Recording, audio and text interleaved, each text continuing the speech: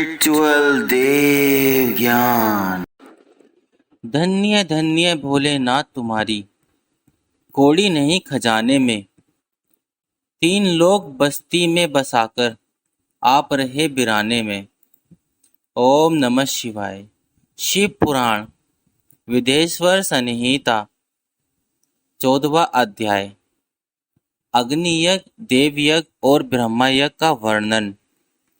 ऋषियों ने कहा, प्रभो, अग्नियज्ञ, देवयज्ञ और ब्रह्मयज्ञ का वर्णन करके हमें कृतार्थ करे। सूत जी बोले, महर्षियों, गृहस्थ पुरुषों के लिए प्राप्त और सायंकाल अग्नि में 2 चावल और द्रव की आहुति ही अग्नि यज्ञ है।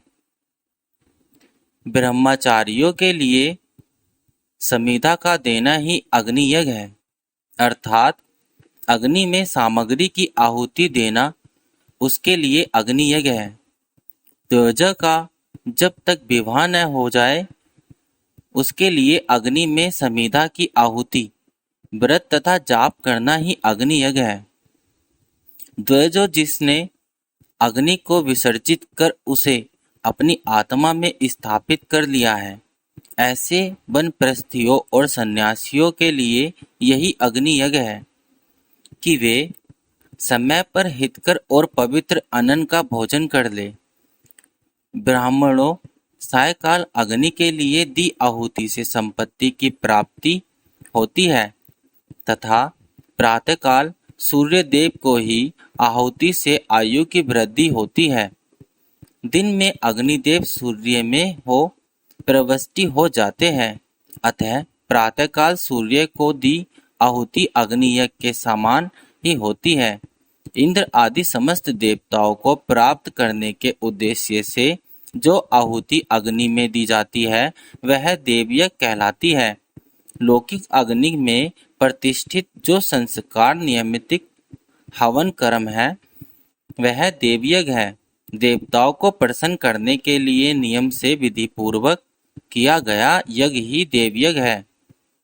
वेदों के नित्य अध्ययन और स्वाध्याय को ब्रह्मयज्ञ कहते हैं। मनुष्य को देवताओं की तृप्ति के लिए प्रतिदिन ब्रह्मयज्ञ करना चाहिए। प्रातःकाल और सायंकाल को ही इसे किया जा सकता है। अग्नि के बिना देवयज्ञ कैसे होता है, ऐसे श्रद्धा और आदर से सुनो। सृष्टि के आरंभ में सर्वज्ञ और सर्वसमर्थ महादेव शिवजी ने समस्त लोगों के उपकार के लिए वारों की कल्पना की। भगवान शिव संसार रूपी रोग को दूर करने के लिए वैद्य है, सबके ज्ञाता तथा समस्त औषधियों के औषध है। भगवान शिव ने सबसे पहले अपने वार की रचना की जो आरोग्य प्रदान करने वाला है। तत्पश्चात अपनी माया शक्ति का वार बनाया जो संपत्ति प्रदान करने वाला है। जन्म काल में दुर्गस्थ बालक की रक्षा के लिए कुमार के वार की कल्पना की। आलस्य और पाप का निवृत्त तथा समस्त लोगों का हित करने की इच्छा से लोक रक्षक भगवान विष्णु का वार बनाया। इसके बाद शिवजी ने पुष्टि और रक्षा के लिए आयुकर्ता त्रिलोक सृष्टा परमेष्टि ब्रह्मा का आयुष्कारक वार बनाया। तीनों लोकों की वृद्धि के लिए पहले पुण्य पाप की रचना होने पर लोगों को शुभाशुभ फल देने वाले इंद्र और यम के वारों का निर्माण किया।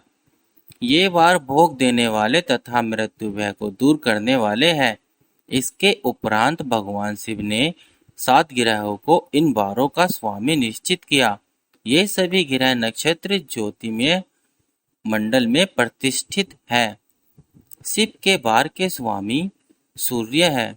शक्ति संबंधी वार के स्वामी सोम, कुमार संबंधी वार के अधिपति मंगल, विष्णु वार के स्वामी बुध, ब्रह्मा जी के वार के स्वामी बृहस्पति, इंद्रवार के स्वामी शुक्र व यमवार के स्वामी शनि हैं।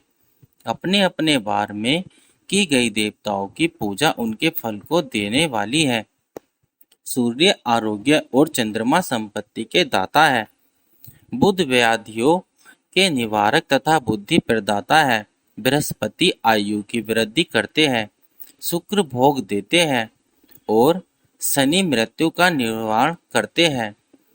इन सातों वारों के फल उनके देवताओं के पूजन से प्राप्त होता है। अन्य देवताओं की पूजा का फल भी भगवान शिव ही देते हैं।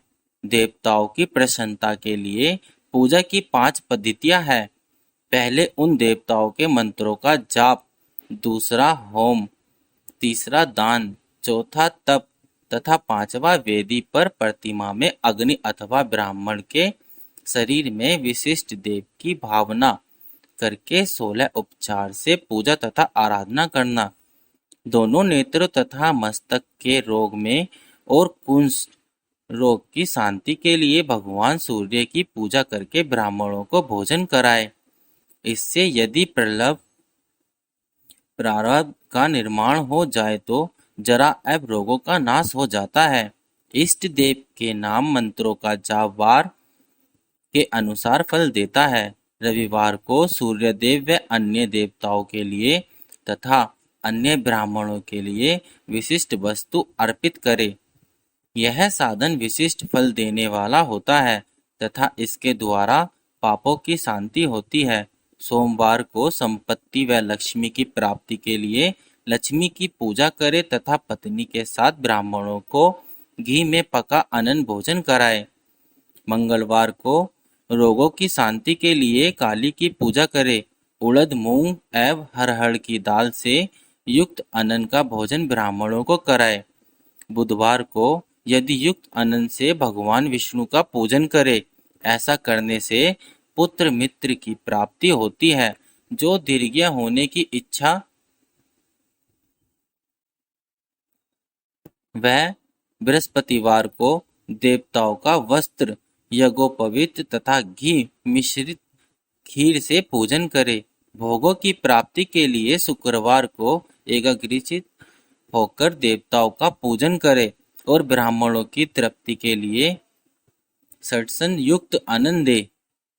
स्त्री की प्रसन्नता के लिए सुंदर वस्त्र का विधान करे। शनिवार अपमृत्यु का निर्वाण करने वाला है। इस दिन रुद्र की पूजा हो करे। तिल के होम व दान से देवताओं को संतुष्टि करके ब्राह्मणों को तिल मिश्रित भोजन कराए। इस तरह से देवताओं की पूजा करने से आरोग्य एवं उत्तम फल की प्राप्ति होती है। देवताओं के नित्य विशेष पूजन, स्नान, दान, जाप, होम तथा ब्राह्मण तर्पण एवं रवि आदि वारों में विशेष तिथि और नक्षत्रों का योग प्रताप होने पर विभिन्न देवताओं के पूजन में जगदीश्वर भगवान शिव ही उन देवताओं के रूप में पूजित होकर सब लोगों को आरोग्य फल प्रदान करते हैं। देश काल पात्र द्रव्य श्रद्धा एवं लोक के अनुसार उनका ध्यान रखते हुए महादेव जी आराधना करने वाले को आरोग्य आदि फल देते हैं। मंगल कार्यों के आरंभ में और अशुभ कार्यों के अंत में तथा जन्म नक्षत्रों के आने पर गृहस्थ पुरुष अपने घर में आरोग्य की समृद्धि के लिए सूर्य ग्रह का पूजन करे।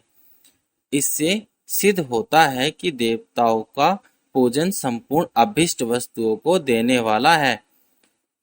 पूजा वैदिक मंत्रों के अनुसार ही होनी चाहिए। शुभ फल की इच्छा रखने वाले मनुष्य को 7 दिन अपनी शक्ति के अनुसार देव पूजन करना चाहिए। निर्धन मनुष्य तपस्या व व्रत आदि से तथा धनी धन के द्वारा देवी देवताओं की आराधना करे। जो मनुष्य श्रद्धा पूर्वक इस तरह के धर्म का अनुष्ठान करता है वह पुण्य लोक में अनेक प्रकार के फल भोगकर पुनः इस पृथ्वी पर जन्म ग्रहण करता है। धनवान पुरुष सदा भोग सिद्धि के लिए मार्ग में वृक्ष लगाकर लोगों के लिए छाया की व्यवस्था करते हैं और उनके लिए कुएं बावली बनाकर पानी की व्यवस्था करते हैं। वेद शास्त्रों की प्रतिष्ठा के लिए पाठशाला का निर्माण या अन्य किसी भी प्रकार से धर्म का संग्रह करते हैं और स्वर्गलोक को प्राप्त होते हैं। समयानुसार पुण्य कर्मों के परिपाक से अंतःकरण शुद्ध होने पर ज्ञान की सिद्धि होते हैं। द्वैजो इस अध्याय को जो सुनता पढ़ता अथवा सुनने की व्यवस्था करता है उसे देव यज्ञ का फल प्राप्त होता है। ओम नमः शिवाय।